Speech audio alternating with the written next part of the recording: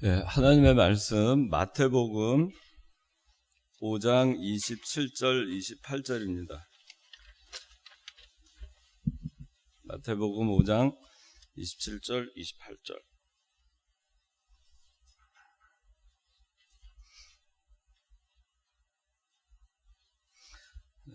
두 절이니까 함께 봉독합니다. 시작. 간음하지 마라 하고 이른 것을 너희가 들었으나 나는 너희에게 말하니 음욕을 품고 여자를 바라보는 자는 누구든지 그 마음속에서 이미 그 여자와 간음하였다.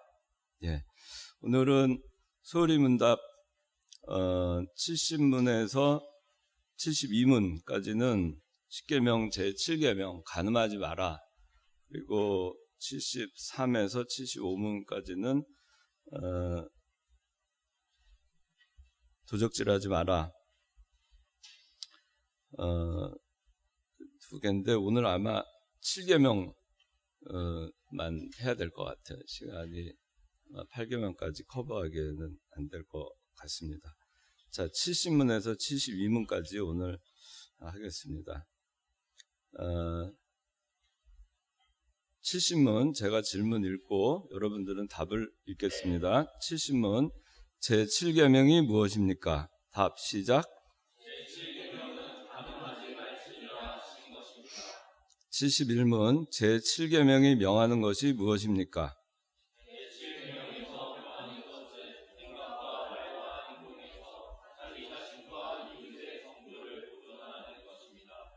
72문 제7계명이 금하는 것이 무엇입니까?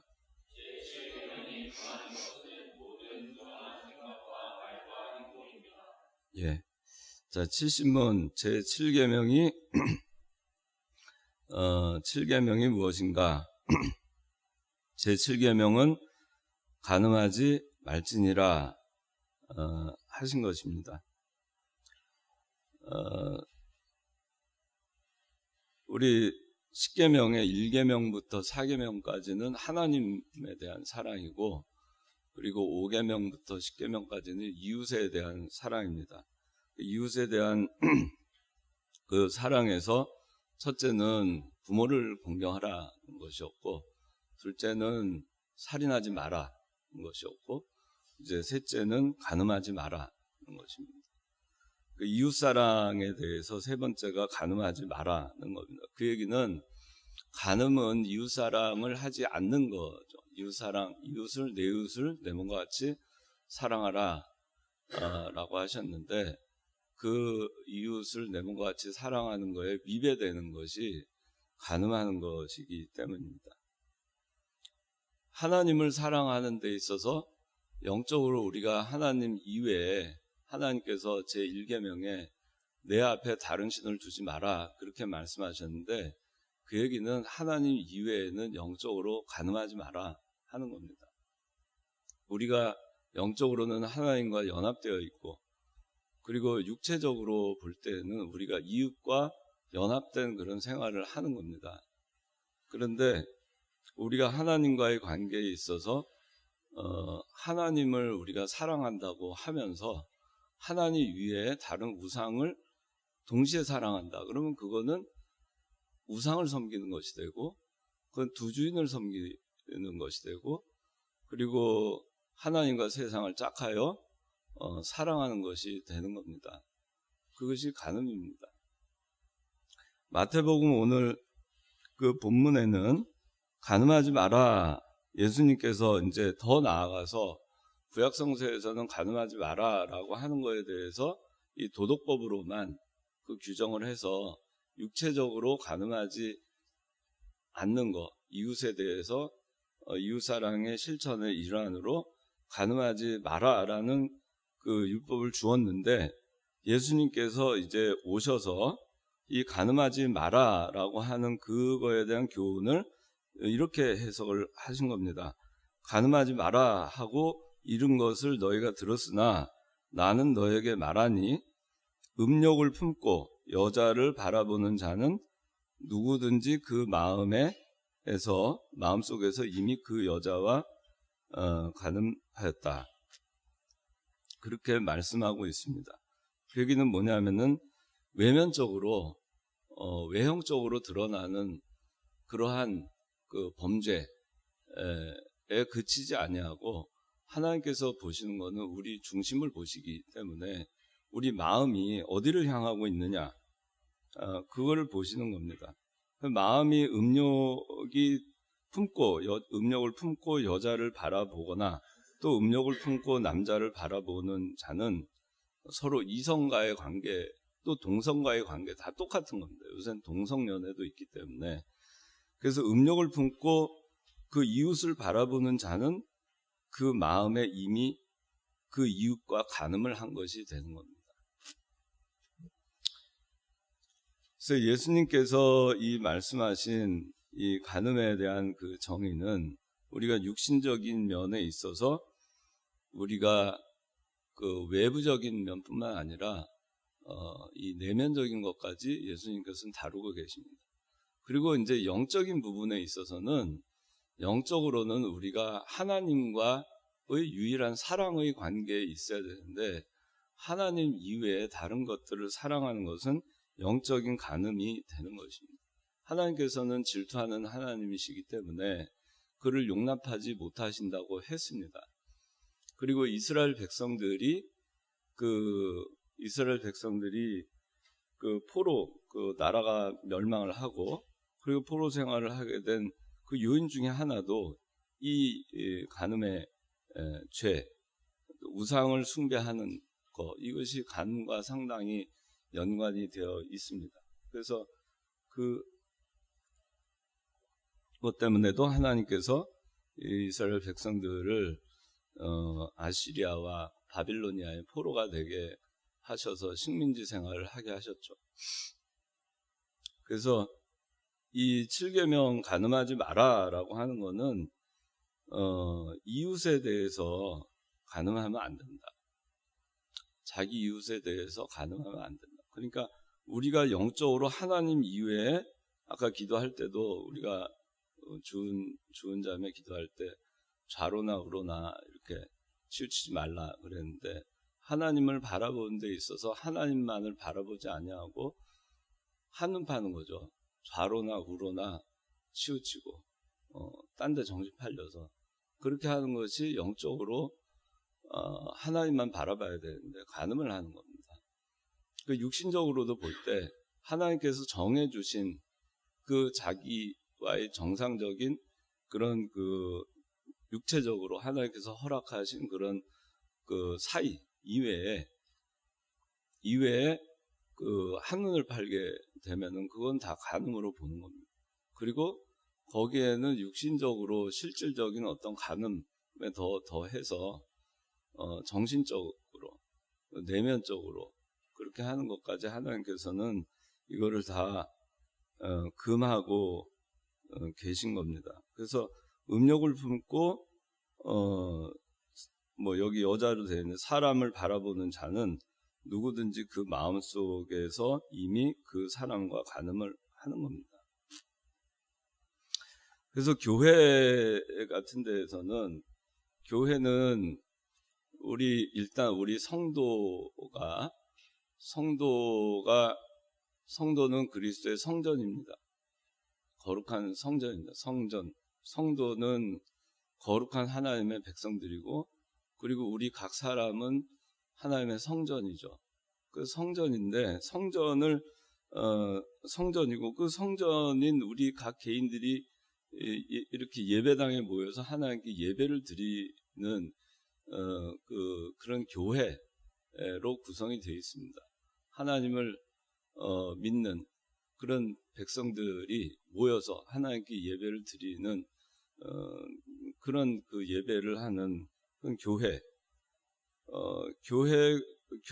이 교회가 또 간음을 해서 안 된다.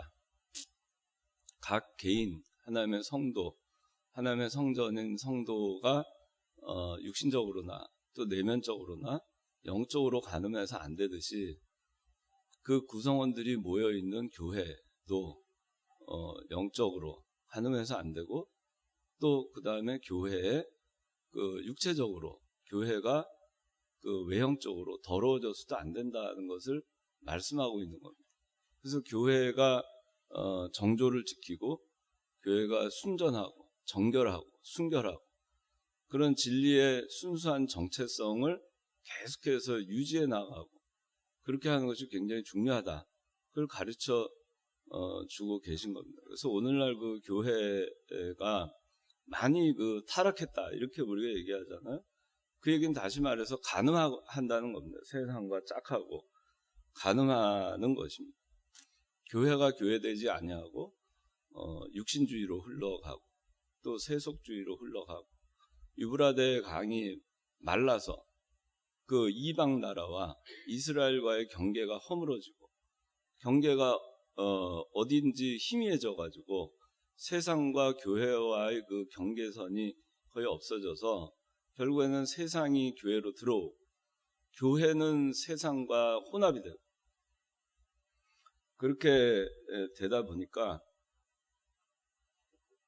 오늘날 교회는 상당히 하나님 보시기에는 굉장히 문란한, 하나님 보실 때는 영적으로 굉장히 문란한 그런 교회들이 굉장히 많습니다. 교회가 육신주의로 나가는 교회들 많잖아요. 먹자주의로 나가는 교회들 많잖아요. 그죠? 눈에 보이는 거, 또 사람들이 좋아하는 거, 그런 걸 추구하는 교회들이 많이 있습니다. 우리 이 인근에 있는 데에도 어느 교회 보면은 어떤 때가 되면은 연예인들을 초청해서 그래서 공연을 합니다. 그 연예인들 보기 위해서 오는 사람들이 구름대처럼 모여들지만은 그거는 다 그렇게 해서라도 교회 사람 모이게 해서 복음을 전하자 그렇게 포장을 하지만 그거는 영적으로 교회의 순결성을 해치는 것입니다.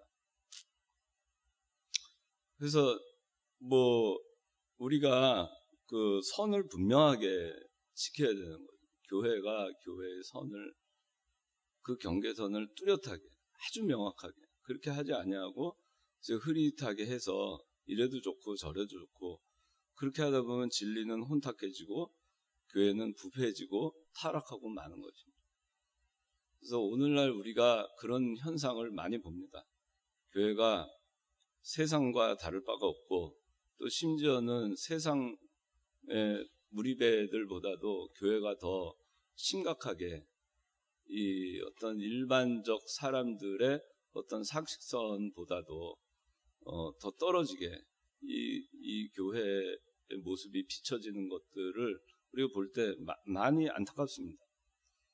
그래서 세속화되는 교회 또 이병규 목사님들 얘기하셨지만 놀아리 하러 간 놀아리 먹는 거 위주로 하고 그리고 사람들 눈에 보기 좋은 대로 하고 사람들 눈에 즐거운 대로 하고 사람들 마음에 맞는 대로 교회를 운영하고 그래서 이미 교회는 그 인본주의 또 의식주의 겉은 아주 화려하지만은 그냥 속은 그 회칠한 무덤과 같이 그렇게 다 썩어 있는 그런 이미 그 얘기는 교회가 순결성을 상실한 거죠. 그 간음을 교회가 하기 때문에 세상과 짝하고 하나님만을 바라보고 가는 것이 교회예요. 우리 이청년부도 마찬가지예요. 하나님만을 바라보고 가야 되는 거예요. 그런데 자꾸 세상 거 들여다가 놓는 겁니다. 그 얘기는 자기 집안에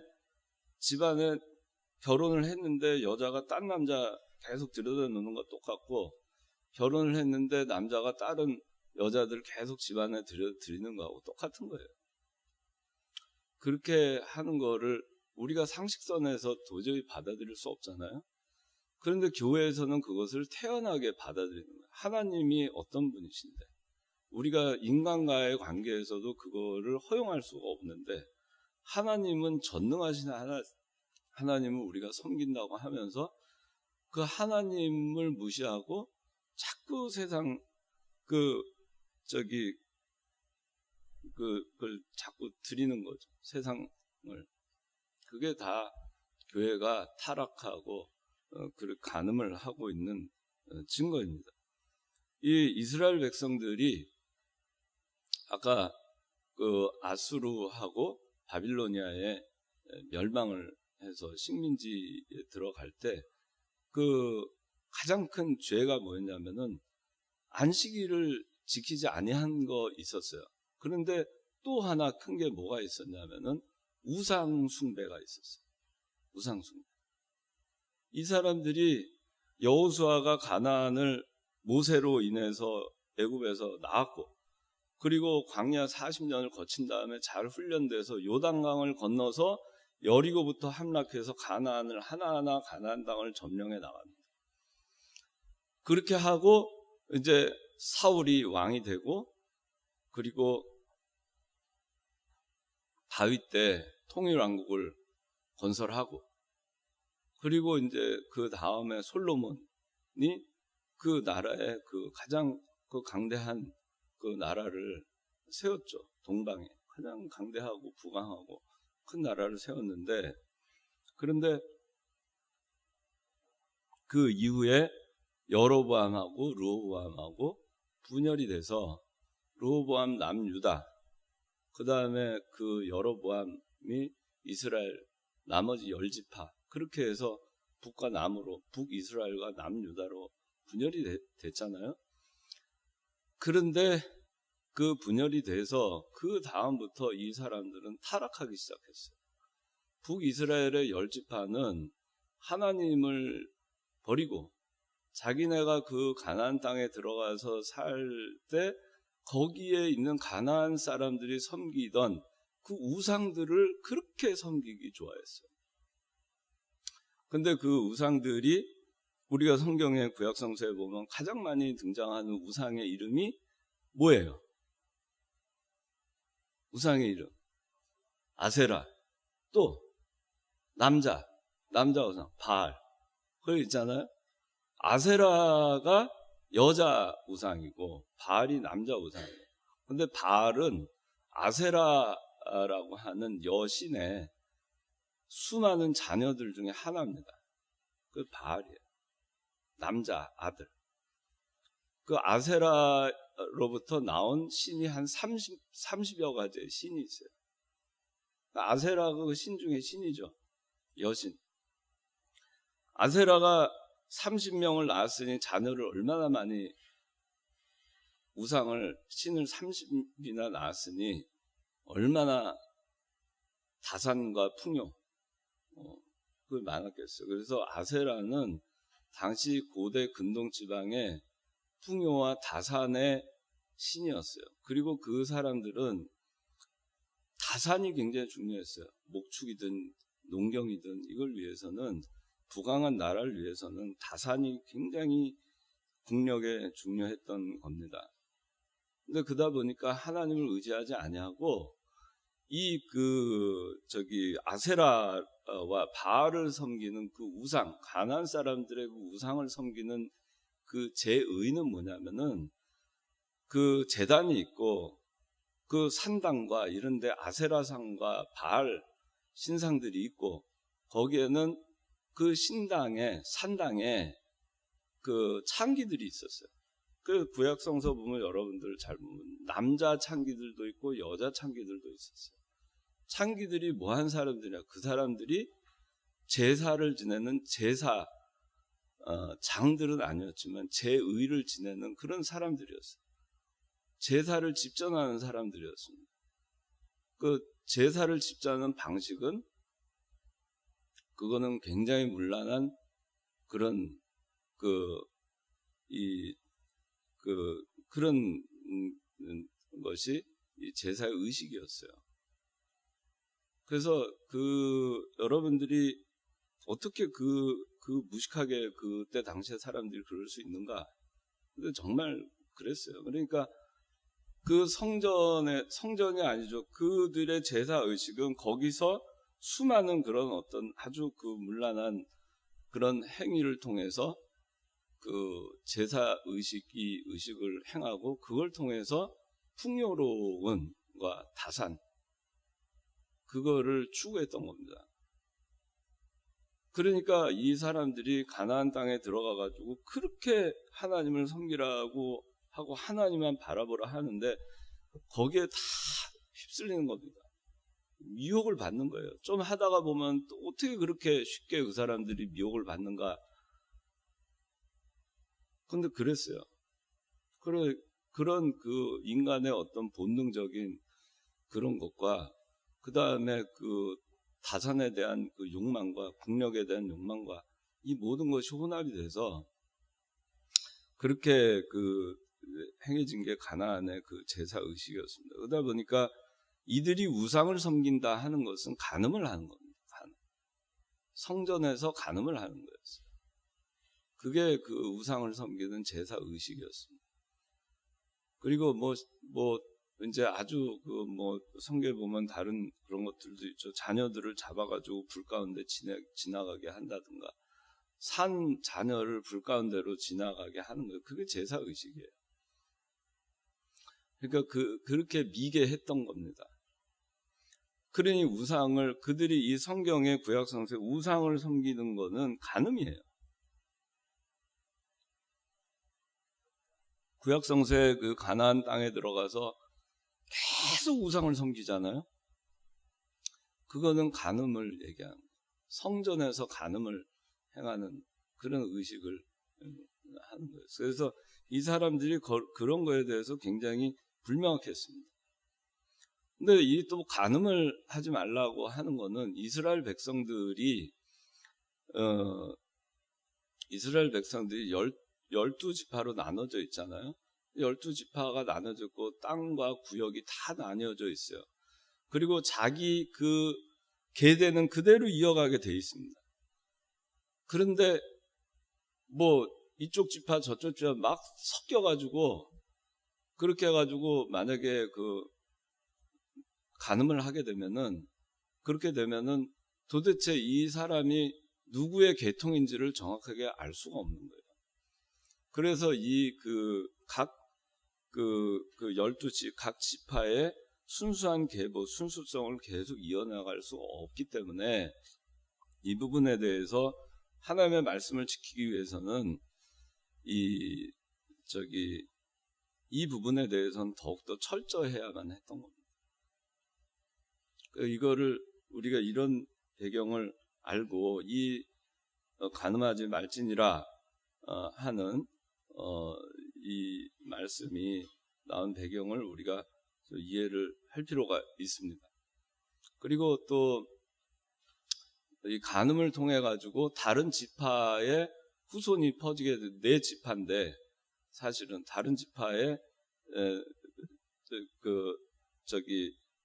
여자와 간음을 해서 그 후손이 퍼지게 되면 사실은 내 땅이 원래 내가 가져야 되지 아니할 땅이 넓어지는 거죠. 그때 당시에는 무슨 DNA니 뭐니 그런 분별을 못하니까. 그래서 원천 차단한 겁니다.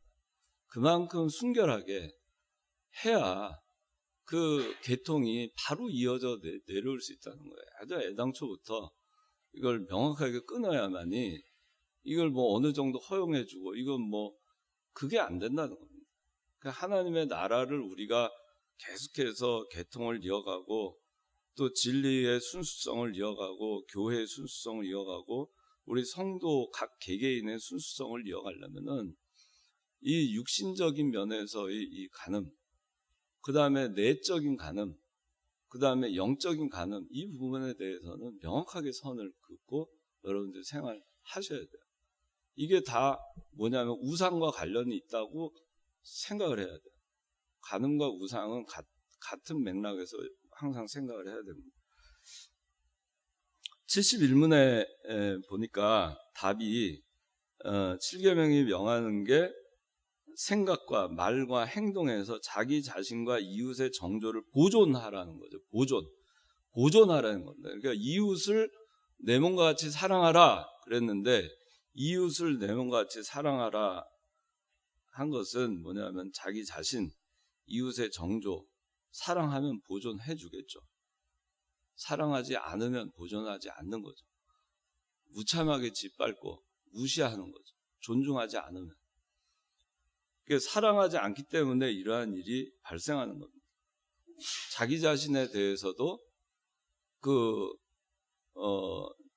자기 자신에 대해서도 이거를 제대로 정조를 보존하지 않는 것이고, 또 자기뿐만 아니라 이웃에 대한 정조마저도 보존을 하지 못하게 되기 때문에 이웃을 사랑한다면은 그렇게 할 수가 없는 겁니다. 또 내 이웃을 내 몸과 같이 사랑하라 그랬잖아요. 그 얘기는 성경 말씀에서 내 몸하고 내 이웃의 몸과 동일시하라는 거예요. 그러니까 내 몸에 대해서도 내 마음대로 해서는 안 된다. 그래서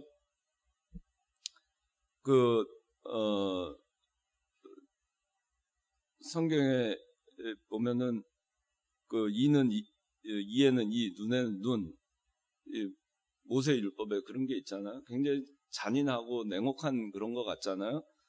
또 누구 한 사람 팔을 잘랐으면은 자기 팔도 잘려야 돼요. 눈엔 눈, 누구 한 대 쳐가지고 눈이 장님이 됐으면 자기 눈도 빼야 돼요. 자기도 장님이 돼야 돼요.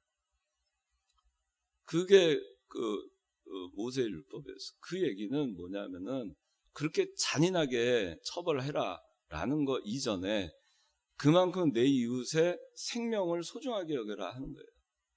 내 몸과 같이. 네 이웃의 눈이 하나가 너가 쳐가지고 눈이 장님이 되면은 네 눈이 없어지는 거, 장님되는 것 같은 아픔으로 네가 그 생각을 갖고 해라. 그럼 못한다 그런 얘기예요. 이웃을 사랑하면, 내 몸과 같이 사랑하면 못하는 거죠. 내 몸과 같이 사랑하지 않으니까 남에 대해서 함부로 하는 겁니다. 그게 내가 남에게 한 게 그대로 나한테 그대로 전가된다고 하면은 그렇게 못합니다. 오늘날은 그 전가가 안 되죠. 살인을 해도 아주 무참하게 살인을 하고 수십 명을 살인을 해도 사형 집행이 안 되죠. 죽지 않아요. 죽이지 않아요. 그러니까 세상이 요새는 좀 그렇게 됐는데, 그만큼 우리가 자기 이웃에 대해서 자기가 어떤 행동을 할 때 그 그대로 나한테 똑같이 돌아온다고 생각을 하면 함부로 할 수 없는 거예요. 자기를 사랑하는 사람은 남을 사랑해야 되는 거고, 자기가 존중받고 싶은 사람은 남을 존중해야 되는 거고, 자기가 대접받고 싶은 만큼 남을 또 대접해야 되는 거예요. 그렇게 되는 겁니다. 그래서 여기서는 제7계명이 영하는 거는 생각이에요. 생각도 정조를 보존하라는 거죠. 또 말도 정조를 보존하라는 거예요. 행동도 정조를 보존하라는 거예요. 그러니까 이 내면적인 거, 생각을 얘기하는 거고, 말과 행동은 외부적으로 드러나는 면에서 정조를 보존하라는 겁니다. 72문의 7계명이 금하는 거는 그건 뭐냐? 금하는 거는 부정한 생각과 말과 행동이에요. 똑같죠? 여기 생각, 말과 행동에서 보존하라는 거. 근데 생각과 말과 행동으로 보존하지 못하는 거, 그게 금하는 거야. 보존하지 않는 거, 남을 보존해 주지 않는 거. 그러니까 우리가 예를 들자면은 말로 요새 보면 사회적으로 상당히 많이 이슈가 되고 있죠. 성폭행, 성폭력, 또 성추행, 성희롱 이런 말들이 많잖아요. 그래서 그걸 다 한마디로 해서 성폭력이라는 말로 이렇게 포괄적으로 얘기를 하는데, 이웃을 자기 몸과 같이 사랑한다 그러면은 그렇게 함부로 할 수가 없죠. 어떻게 폭력을 그 이웃에 대해서 행할 수 있겠어요? 또 성적인 폭력을 어떻게 행할 수 있겠어요? 그게 가능하지 않은 거죠. 그래서 이웃을 사랑하라. 그래서 우리가 사랑하는 마음으로 하게 되면, 사랑을 하면 율법을 다 이루었다고 하는 말은, 사랑을 하게 되면은 이걸 우리가 지식적으로 모르더라도 다른 사람에게 상처가 되거나 피해가 가거나 폭력의 행사가 돼서 그걸로 인해서 그 어려움을 겪게 되는 일, 그런 가해를 하지 않는다는 거예요. 사랑하면, 내 이웃을 사랑하면. 그 사랑은 율법의 완성이다. 그렇게 얘기하는 거예요. 자기가 사랑하다 보니까 이런 거를 안 하게 되는 거. 나중에 보니까 율법을 다 지키고 있는 거예요. 그렇게 되는 거예요. 자, 그래서 여기 제 1번에 7계명의 원리. 자, 신성한 결혼과 가정. 7계명의 원리가 신성한 결혼과 가정이라고 했습니다. 원리가 먼저 신성한 결혼. 결혼도 신성한 결혼이 돼야 돼요. 그래야 가정이 신성한 가정을 이룰 수가 있습니다. 그 결혼을 우리가 불신자와 결혼하지 말라는 게 그래서 그렇습니다. 그래서 사실은 참 좀 더 우리가 세밀하고 좀 더 예민하게 생각을 하면은 불신자하고 결혼을 하는 것도 간음에 해당되는 거예요. 왜냐하면은 여기 제7계명의 요구 1번 성욕에 대한 이해 1번, 2번에서 괄호 열고 창세기 2장 24절 있잖아요. 이거 한번 다 같이 읽어봅시다. 시작. 그러므로 남자가 부모를 떠나 그 아내와 연합하여 둘이 한 몸이 될 것이다. 자, 남자가 부모를 떠나 그 아내, 여자죠.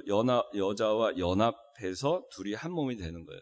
연합을 해서 남자하고 여자가 부모를 떠나는 거예요. 그리고 연합을 해서 한 몸이 되는 거다. 하나가 되는 겁니다. 한 몸. 그게 결혼이에요. 아담과 하와를 하나님께서 매치메이킹 하실 때 이렇게 하신 거죠. 그러니까 남자하고 여자 둘이 한 몸이 되는 거예요. 부모를 떠나는. 근데 한 몸이 되는데 성경에 보면은 뭐 소하고 나귀하고 이렇게 맞나요? 소하고 나귀하고 멍에를 같이 맬 수 있냐?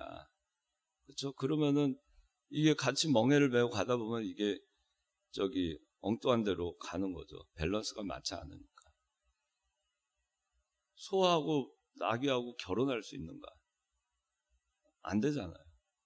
그러니까 신자와 불신자 간에는 이와 같이 그 자체가 한 몸이 될 수가 없는 거예요. 한 몸이 된다는 거는 사람은 뭐냐면은 영혼과 육신으로 구성되어 있잖아요. 근데 영혼과 육신으로 구성되어 있는데 거기에 기능적 요소 마음이 있잖아요. 그래서 사람이 결혼을 한다는 거는 한 몸이 된다는 거는 육신도 한 몸이 돼야 되고 정신적으로도 한 몸이 돼야 되는 거고 하나가 되는 거고 영적으로도 하나가 돼야 돼요. 그런데 불신자하고 결혼하게 되면 영적으로 결코 하나가 될 수 없죠. 그렇죠? 하나가 될 수 없는 자와 결혼을 하는 거기 때문에 그래서 우리가 좀 더 예민하게 이 결혼에 대해서 생각을 해보면 이 말씀에 따라서 볼 때는 불신자는 영이 아직 살아있지 않은 사람이죠. 영이 죽어있는 자죠.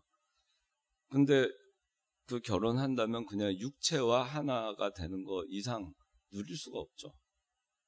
그렇잖아요. 그래서 이것이 영적으로는 옳지 않다는 겁니다. 그래서 신성한 결혼은 하나님의 뜻 가운데에서 성경적 결혼을 하는 것이 옳다. 불신자 간에 결혼을 하는 거야 뭐 할 수 없지만 신자와 불신자 간의 결혼은 신성한 결혼이라 할 수 없다. 그 다음에 이제 간음하지 마라.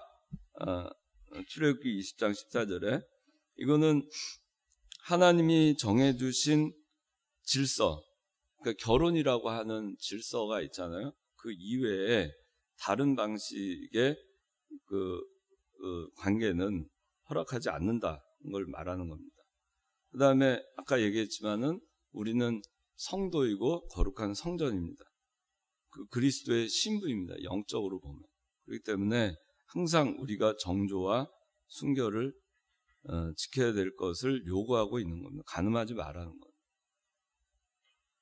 자, 2번 제7계명의 요구. 1번 성욕에 대한 이해인데, 자, 성욕은 하나님이 창조하신 거예요. 또 결혼을 통해서 이거는 해결할 수 있는 겁니다. 그리고 유일한 합법은 결혼이에요. 그래서 여기 창세기 아까 읽은 거, 그러므로 남자가 부모를 떠나 그 아내와 연합하여 둘이 한 몸이 될 것이다. 이런 결혼을 통해서 진정한 하나가 될 수 있는 거예요. 그러니까 그리고 이제 세 번째, 성욕 자체가 나쁜 것은 아니다. 창세기 2장 25절. 아담과 그의 아내 두 사람이 벌거벗었으나 부끄러워하지 않았다. 이 얘기는 뭐냐면은 둘이 부끄러워하지 않았다는 것은 사랑했다는 얘기입니다. 영적으로 그리고 정신적으로 다 이게 사랑하는 마음으로 이 어떤 본능적으로 아담과 하와가 결혼을 해서 그렇게 이제 그 자녀들을 낳게 됐잖아요. 그러다 보니까 여기 부끄러워하지 않았다는 거는 온전히 사랑하는 마음으로 있기 때문에 그 부끄러울 것이 없었던 거예요. 또 당시엔 죄가 없었고, 죄가 없으니까 사랑하는 마음만 있었겠죠. 그런데 오늘날은 사랑하지 않으면서 부끄러운 짓을 하는 시대가 되었습니다. 그러니까 부끄러워합니다. 요새는 죄가 들어왔기 때문에. 사랑이 빠져있기 때문에, 사랑이 빠진 상태에서의 그런 관계가 이루어지기 때문에 그 자체가 문제가 되고 있는 것입니다. 근데 성욕 자체는 죄가 되지 않아요. 그 아담과 하와가 에덴 동산에 있을 때 그 자체가 죄가 되지 않았습니다. 이건 하나님께서 우리 인간에게 주신 본능적 요소예요. 생육하고 번성하라고 하였습니다. 창세기 하나님께서 사람들을 만드신 다음에 마지막 날 생육하고 번성하고 땅에 충만하라 그랬어요. 그래서 정상적인 어떤 사람이 갖고 있는 본능적 성욕은 죄가 아니에요. 그래서 이거에 대해서 혼동하는 사람들이 많이 있어요. 내가 이게 성욕이 있고 본능적으로 이렇게 어떤 성적인 욕구가 떠오르거나 할 때, 그럴 때 거기에 대해서 그거를 쳐서 복종시켜가지고 아예 성욕이 없게 그렇게 만들어야 된다. 근데 그거는 하나님께서 우리에게 주신 본능적 요소를 거부하는 거예요. 그 자체는 죄도 아니고 잘못도 아니에요. 근데 문제는 뭐냐면은 그거를 잘못 사용할 때 문제가 되는 거예요. 우리가 칼 같은 것도 좋게 사용하면은 칼이 얼마든지 좋은 용도로 사용되지만 그걸 무기로 사용할 때는 그 흉기가 되는 것입니다. 그래서 여러분들이 내가 성욕이 있다. 그러니까 내가 이 청교도적 그리스도인인데 청교도 신앙을 추구하는 사람인데 나는 정결하고 순결해야 되는데 왜 내가 이런 마음이 들까? 거기에 대해서 그냥 죄의식을 갖고 그렇게 하면 안 된다는 거예요. 그거는 전혀 죄가 아니다. 근데 뭐가 죄가 되느냐? 그걸 잘못 사용할 때 죄가 되는 거고 그 한계를 벗어날 때 죄가 되는 것입니다. 그래서 이 목사님이 이거를 어떻게 설명하셨냐면은 여러분들 이렇게 이 목사님 그랬어요. 새가 하늘에 지나가는 거는 괜찮은데 지나가는 새를 잡아서 자기 머리에다 둥지를 틀고 그 새를 둥지를 틀게 하는 것은 그건 잘못이다. 그렇게 얘기했어요. 간음에 대해서 이 성욕에 대해서 얘기할 때. 그럼 여러분들이 그 경계선이 스스로는 알겠죠. 남은 모르지만 자기의 내면적인 문제니까 자기 생각이 어디까지 미치는가. 본능적으로 떠오르는 것까지는 그런데 그거를 계속해서 유지하고 계속 집착하고 나가고 집요하게 더 거기에 매몰돼서 나가면은 그러면 그거는 죄란 얘기예요. 그러한 성욕은. 그러니까 본능적으로 나오는 거를 끊을 줄 알아야 돼요. 거기서 너 넘치면은 안 된다.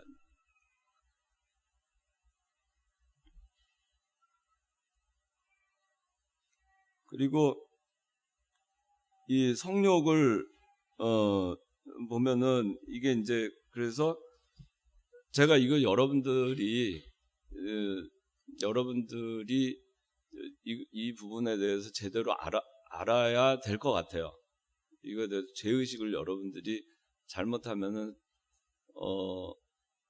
이 청교도적인 이 부부관계라든가 아니면은 그 결혼을 해서 또 이 간음이라는 부분에 대해서 오해를 할 수 있기 때문에 그래서 제가 이거를 설명을 하는 겁니다. 그래서 성욕이라는 거는 온전한 사랑을 통해서 온전케 되는 거예요. 근데 그 사랑은 사랑이 없이 단지 탐욕과 육체적인 쾌락, 그 다음에 자기 만족을 위한 것은 거짓된 겁니다. 그거는 하나님 앞에 범죄가 되는 겁니다. 그건 자기가 알아요, 그거는. 그리고 육체적으로 쾌락만을 추구하는 거 하나님은 허용하지 않습니다. 이건 생육하고 번성하기 위해서 하나님께서 성욕이라는 본능을 주신 거예요. 그래서 이거는 온전한 사랑을 통해서 사랑과 이 성욕이라고 하는 본능이 함께 있을 때 그것이 온전해지는 겁니다. 근데 이제 세상이 점점 그 타락하고 쾌락주의로 가고 이런 거에 대한 개념이 흔들리면서 불신자뿐만 아니라 신자들조차도 이 결혼관도 바뀌고 그다음에 결혼 전에 혼 전에 그 동거를 하는 문제라든가 이런 거에 대해서 굉장히 개방적인 시대로 가고 있어요, 오늘날. 근데 그거는 사랑 없이, 진정한 사랑 없이 이런 그 어떤 자기가 갖고 있는 본능적 요소를 그냥 해소하고자 하는 그것은 하나님이 절대 용납하지 않는 것이다 하는 걸 여러분들이 아셔야 되겠습니다. 그래서 여기 자, 이제 두 번째 육적 간음이 있고 세 번째 영적 간음이 있어요. 자, 육체적인 간음.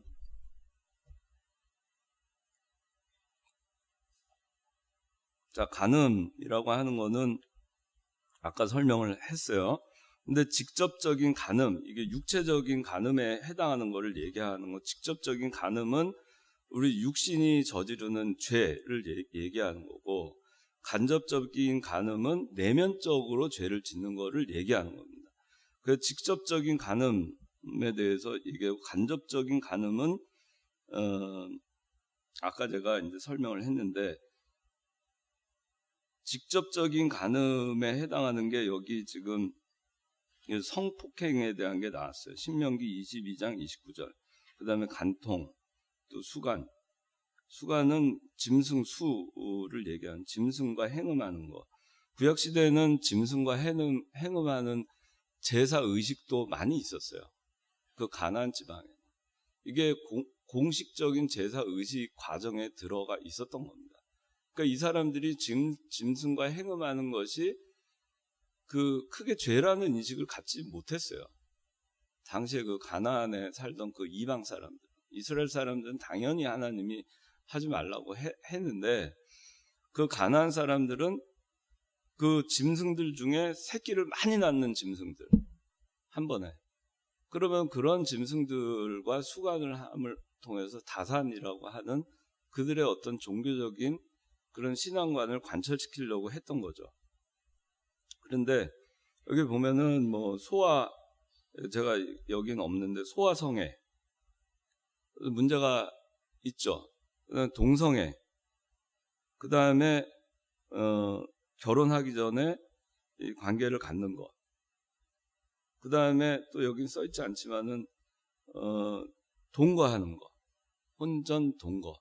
그래서 결혼 한번 테스트 한번 해보고 같이 살아보고 테스트를 해본 다음에 같이 살만하면 그 다음에 결혼하고, 안 그러면은 관둔다. 결혼식을 올리지 않았으니까 괜찮다. 또 뭐 결혼식 아무도 결혼 신고를 안 했기 때문에 괜찮다. 요새는 그런 생각이 굉장히 많이 보편화되어 있어요. 그 다음에 성매매. 이런 거를 다 하나님께서는 엄격하게 금지하고 있는 겁니다. 근데 여기 보면은 이제 성폭력에 대해서 오늘 사회적으로 최근에 상당히 이슈화가 됐었죠. 성폭행이나 성추행이나 성희롱, 직장이든 또 요새 보면 연예계, 뭐 연극계, 뭐 그다음에 문화계, 뭐 스포츠계, 정치계 이렇게 해가지고 상당히 문제가 많이 발생했고, 또 미투라고 해서 사회적으로 아직까지도 굉장히 이슈가 되고 있는 사항입니다. 근데 이런 것들이 그거를 어떤 잘못 악의적으로 이거를 이용한다 하는 그런 얘기도 있지만은, 실질적으로 이러한 행위 자체가 정당화될 수가 없는 거죠. 왜냐하면은 이웃에 대해서 상처를 주는 거죠. 굉장한 상처를 주는 겁니다. 그리고 이제 성폭행이나 성추행 말고 성희롱 같은 거는 여기 말과 행동, 생각, 말, 행동, 말과 행동이라 그랬는데, 말과 행동 같은 거에 있어서 사회생활을 하다 보면은 아주 빈번하게 쉽게 그냥 이렇게 얘기하는 그런 일들이 많이 있어요. 근데 이거는 뭐냐면은 가만히 생각해 보면은 상대의 인격을 존중하느냐 안 하느냐의 문제라고 봅니다. 상대를 사랑하는 것까지는 바라지 않고 상대를 한 인격체로 존중을 하고, 나와 대등한 하나의 인격이고 그 사람의 인권이 소중하고, 그렇게 하면은 사회에서 자기와 어떤 관계에서 만나든 지위 고하를 막론하고, 자기가 지위가 높든 낮든 더 나은 환경에서 일하든 못한 환경에서 일하든 무관하게 한 개인이 다른 사람을 희롱할 수 있는 권리가 없어요. 그것이 정당화될 수가 없습니다. 같은 남자가 남자 간에 폭행을 해도 싫잖아요. 폭력을 행사해도 싫잖아요. 또 희롱을 당하면 싫잖아요. 근데 이성 간에 하는 그거는 더더군다나 문제가 될 수밖에 없는 거겠죠. 그 다음에 이제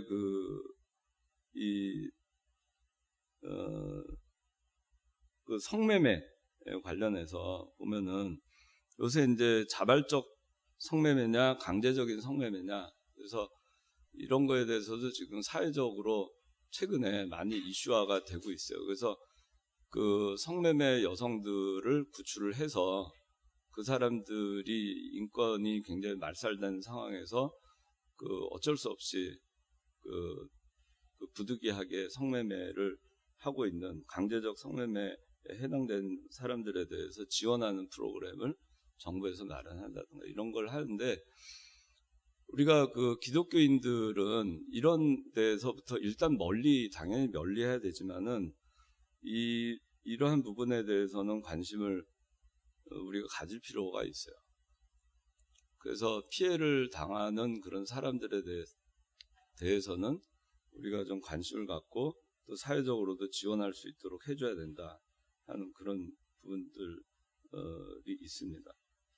그리고 결혼하기 전에 이제 동거를 해서 동거해서 테스트를 해서 결혼을 하겠다, 그런 게 요새 굉장히 많아요. 우리 창관교회 청년들은 그런 생각 뭐 워낙 우리 청년들은 보수적이니까 그런 거 생각도 안 하지만 이 기독교인들이라 하더라도 다른 데에서는 이런 거에 대해서 굉장히 개방적인 것 같아요. 그래서 이미 어떤 이 젊은 사람들, 특히 뭐 10대, 20대 초반 이런 경우에는 이런 거에 대해서 훨씬 더 개방적인 그런 의견을 견지를 하고 있습니다. 근데 우리 예수 믿는 사람들은 이런 부분에 대해서 조금이라도 허용하는 자세를 가지면 안 돼요. 그 다음에 이제 간접적인 간음에 대해서 아까 좀 얘기하다 말았는데, 여기 보면은 음욕을 품고 여자를 바라보는 자는 간음했다 그랬어요. 그러면은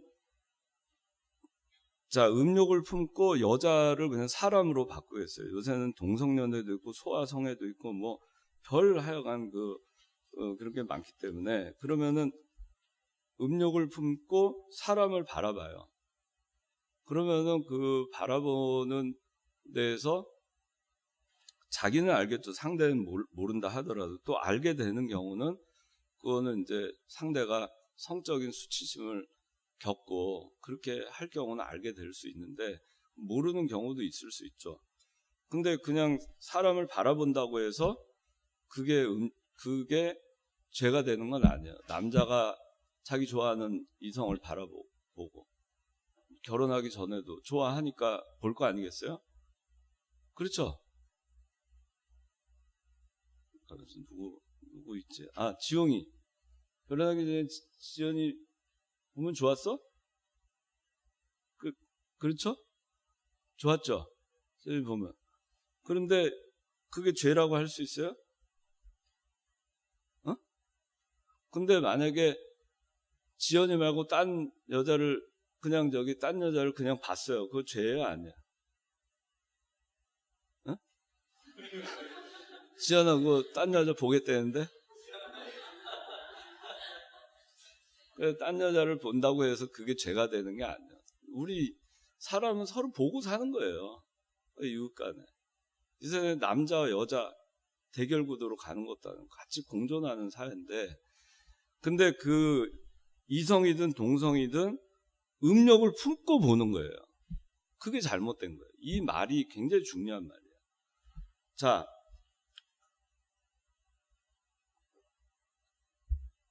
지용이 결혼했으니까 물어보면 안 될 것 같고.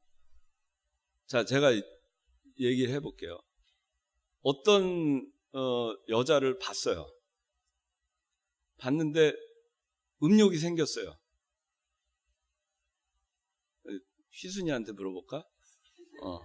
여자를 봤는데, 아직 총각인데 여자를 봤는데 성욕이 생겼어요. 자, 그러면 죄예요, 아니에요?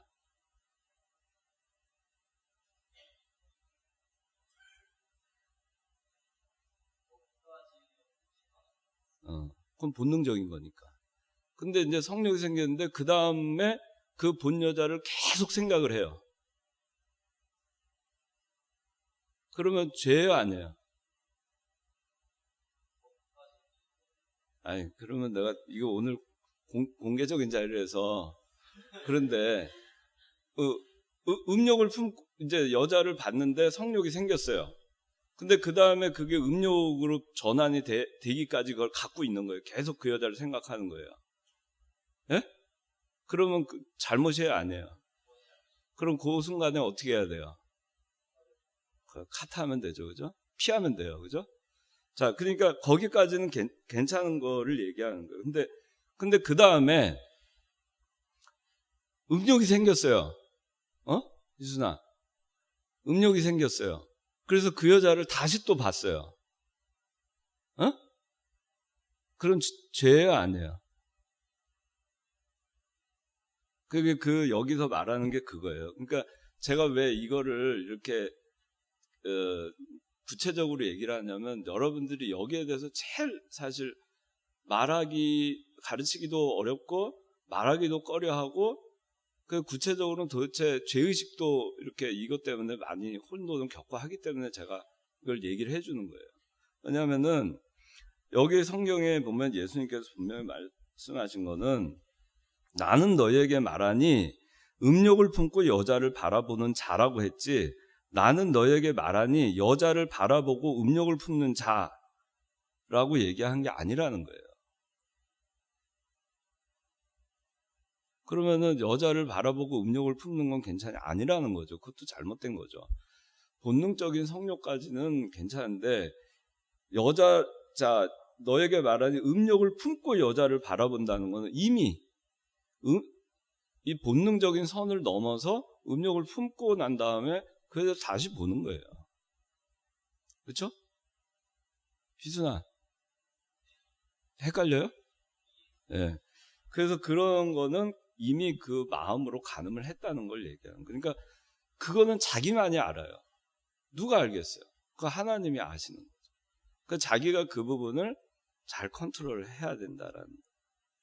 그래서 우리가 그걸 잘 컨트롤하면은 그만큼 우리가 성결한 생각을 할 수가 있어요. 또 신령한 세계에 나갈 수가 있고. 오늘날 마귀는 우리 눈에 보기 좋은 거, 달고 맛있는 거 이런 걸로 우리를 미혹을 해요. 아주 뭐 환난과 핍박으로 그냥 막 너 안 하면 죽여 막 이렇게 해가지고 우리를 미혹하는 게 아니고, 죄짓게 하는 게 아니고, 이런 달콤하고 보암직하고 먹음직스럽고 탐스럽고 이런 걸로 우리를 미혹하는 거예요. 거기에 혹 넘어가면은 이제 음욕을 품고 여자를 바라보는 거예요. 자, 시간이 굉장히 많이 가버렸네. 자, 그 다음에 이제 간음의 문제점, 시간이 많이 갔는데 간단하게 해야 되겠네. 끝내야 될 것 같아요. 간음의 문제점.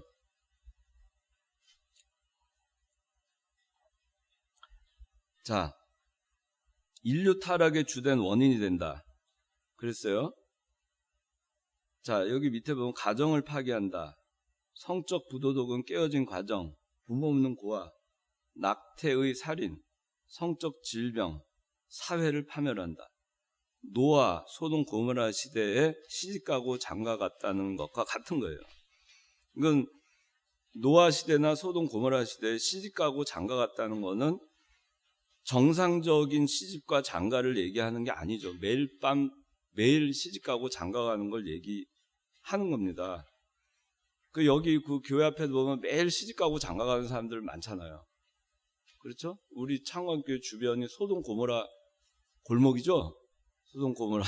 소돔 고모라 거리에 우리 창원교회가 딱 버티고 있는 거예요. 그런데 이게 간음의 문제가 뭐냐면은 가정을 파괴합니다. 그래서 그냥 어떤 사랑을 해서 정상적인 결혼을 하고 가정을 이루어서 이렇게 자녀를 출산하고 이렇게 하면은 괜찮은데, 그렇게 안 되고 그냥 잘못돼서 출산을 하게 되기도 하고, 또 원치 않는 그런 잉태를 통해서, 이게 우리나라는 지금 이게 불법이지만은 낙태를 하게 돼요. 또 우리 성경적으로도 낙태는 안 돼요. 생명을 죽이는 거니까. 근데 그런 문제. 그 다음에 그 가정이 아빠와 엄마가 누군지도 모르고, 아니면은 또 그렇게 해서 난 자식을 고아원에 보내기도 하고, 남한테 보내기도 하고, 어디 버리기도 하고, 그리고 그렇게 해서 난 자식은 자기 아버지가 누군지도 모른 채 또 큽니다.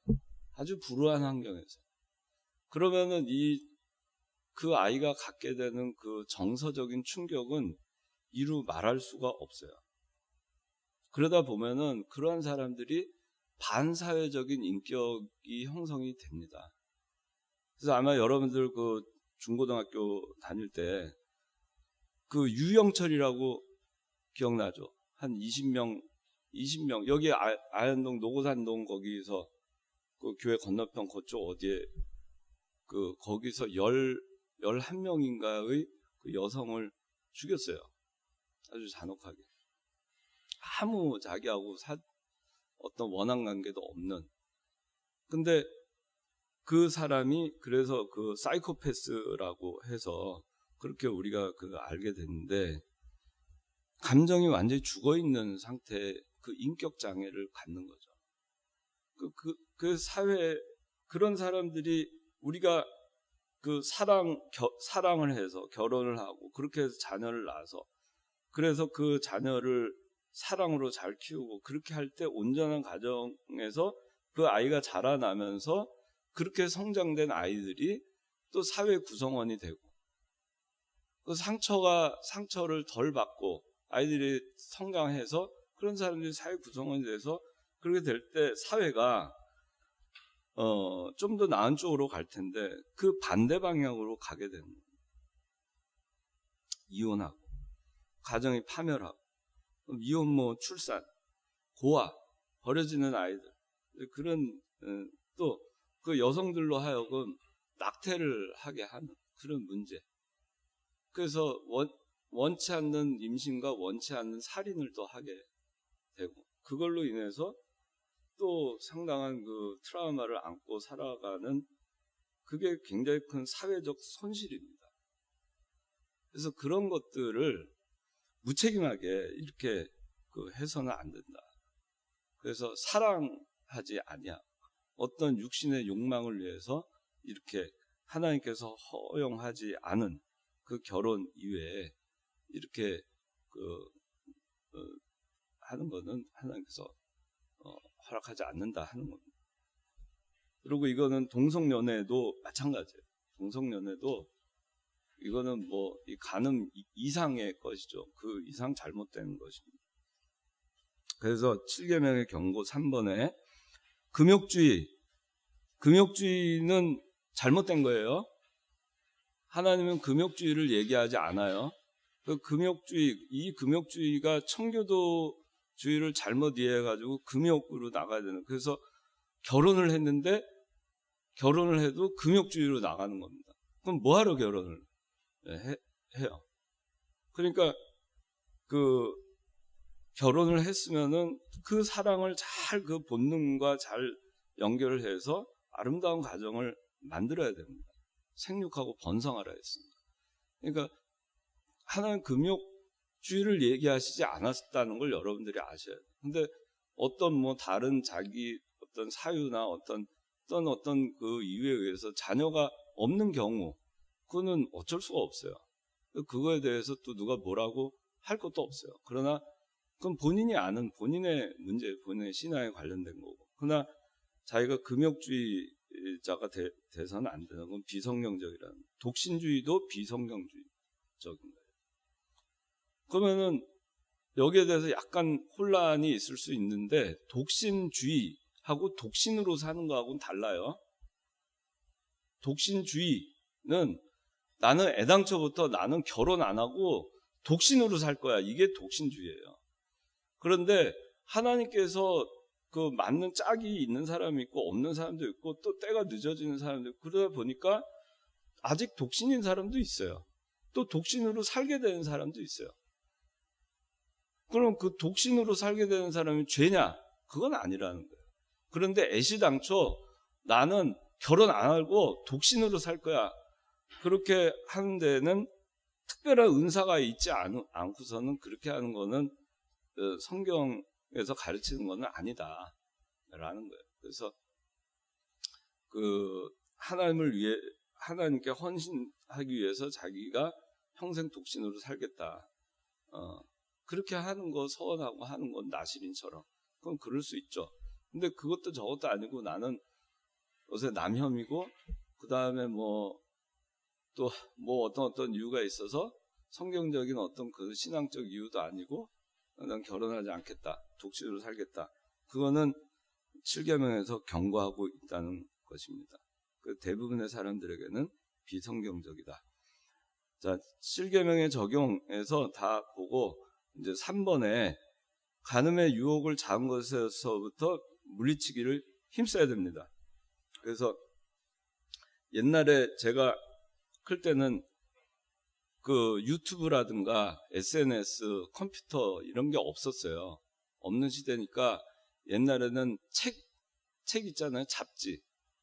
그런 성인 잡지들이 유통이 많이 됐어요. 그래서 성인 잡지 서로 이렇게 돌려보느라고 학교 가면은 막 그랬어요. 그런데 지금은 그렇지가 않아요. 어디서나 다 전 세계 어디서나 성인물에 액세스가 가능해요. 유튜브든 뭐 잘 모르겠지만은 아프리카 TV라는 거가 문제가 많더라고요. 아프리카 TV 어떻게 보는지 알아요? 아프리카 TV 주연이 어떻게 보는지 알아? 아프리카 TV 몰라요? 네. 본 적이 없어. 근데 아프리카 TV가 상당히 뭐 문제가 많은가 봐요. 하여튼 거기 보면은 뭐 1인 BJ 그래서 그 1인 BJ에 의해서 또 성인물이 유통이 되고 유튜브로 유통이 되고 성인 오락물이나 게임이라든가 또 그래서 그런 것들을 통해서 많이 우리가 영적으로 신앙적으로 혼탁해지는 그런 시대가 됐어요. 옛날에 비해서는 훨씬 액세스가 편하기 때문에 훨씬 우리가 미혹받기가 쉬운 세상이 돼버렸어요. 그러니까 여러분들이 그거를 잘 매니지먼트를 할 수 있어야 된다. 신앙적으로.